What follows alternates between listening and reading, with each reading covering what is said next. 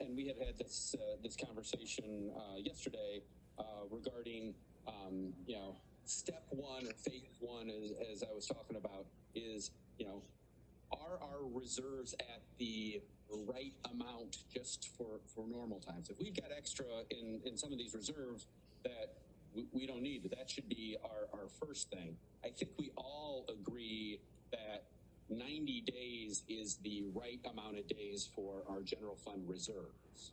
And so I'm very hesitant to start whittling that away before we know that we've taken money out of reserve funds that are flush or over funded or those sorts of things. So I guess as we're giving direction to staff, the reducing of our reserves below that 90-day or below the 88 days we're at right now, I think should be like a phase 2 or phase 3 thing. So I'd like to direct staff that when you guys come back with this cuts for the 10 million number we're looking at, it doesn't include spending down our general reserve fund below what are we at, like 88 days? Yeah. So I'd like to get that direction to staff. So when I want to propose, I just want to have my understanding. So if you cut expenditures, wouldn't you be able to proportionally cut reserves? So if you go from $100 million budget to a $90 million budget, wouldn't you be able to cleave off another 10% of all the reserves too?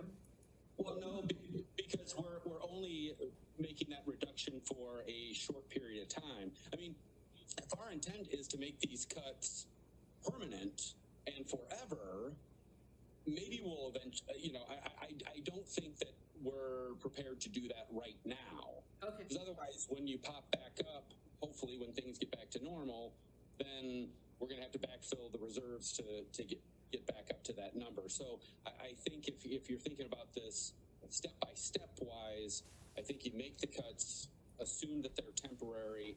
If you at some point decide, hey, there's some things in here that we're going to make permanent and our long-term spending is going to be reduced by that much, at that point, yeah, absolutely, you can start to reduce the reserve fund. But I think going into this, at least on step one, is the presumption that we're gonna cut deep, but it's not going to last forever. So are you making a motion to take reserves out of the mix? Yes. I'll second that. We have a motion by Alderman Wendt and a second by Alderman Williams. Is Alderman Wendt?